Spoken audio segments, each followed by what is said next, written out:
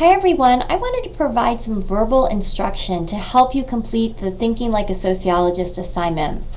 In the first question, you are a sociology researcher, researching a topic related to homelessness in your city. So this is not a global big project. This is not studying it across the United States. It's just within your city.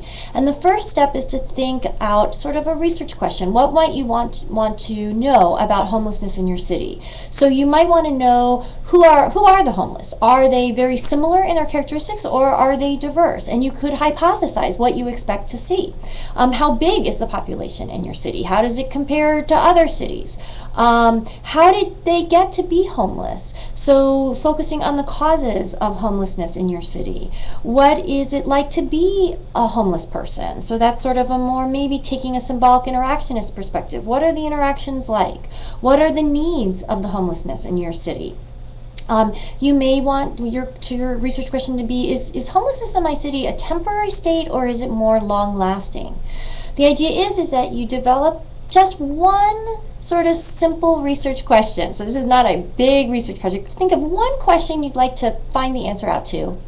And then hypothesize what you expect to see. Now, I'm using these terms hypothesizing and research questioning. This relates to the research process. So I want to encourage you to read in Chapter 1, Step 1, 2, and 3, the research process. There's also Step 4 and 5, but that's sort of after you've collected the data, but that's not part of this assignment. So you don't actually do the research.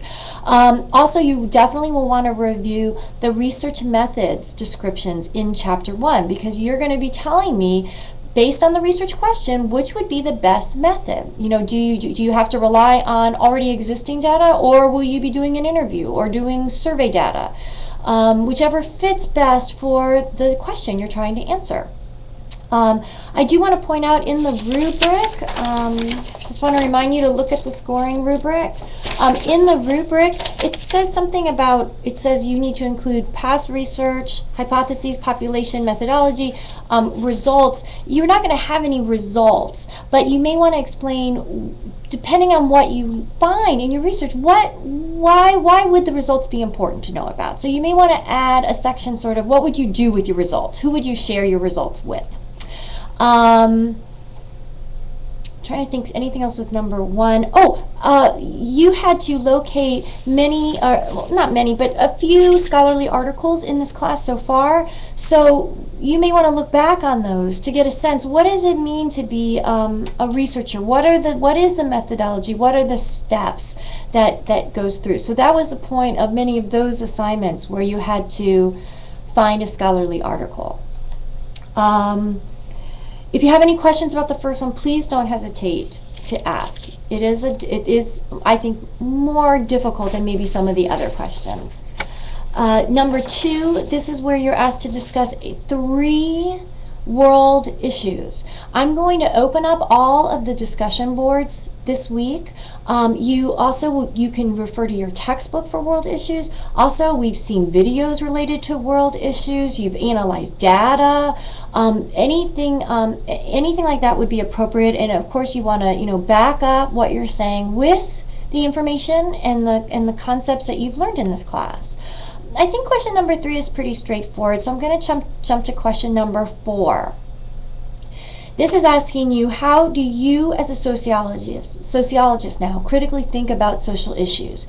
You can open up with a basic question, basic statement about how you now look at social issues. But I think the best way to answer this one, if you want to say a basic statement, is to analyze one particular social issue or social problem. And in the analysis of that problem, you are showing me that you understand sociological concepts. You understand social structural effects of an issue. You understand sociological theory. So analyzing one issue, showing in a very sort of academic, professional language how you interpret that social issue. So for that question, I don't want anything that says, I agree with this, or I think this. You're thinking like a sociologist. So that personal opinion aspect It can come into play, I should mention, it can come into play after you have described the social issue, but I want you to describe the social issue sociologically.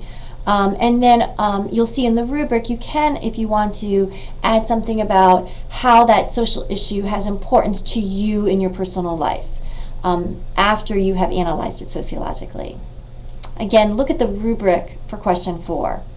And then finally, question 5, the big instructions for question 5 is I do not want you writing in first person. So I don't want to see you I don't want to see I with this. You're writing as a writer for a sociological magazine, and you're going to be writing about a social issue. And so you're summarizing it, you're writing very academically, supporting it with factual information. You feel free to include a citation if you want. So if you are citing something about women in the workforce, feel free to cite the videos that we've watched, the data that's in the textbook to support your description about why this social issue is of a concern. Sorry this video is long. I just wanted to provide a little more instruction. I know you all are going to totally rock this out, especially if you understand what's being asked of you. So if you do not understand the questions, don't hesitate to email me. Good luck, everybody.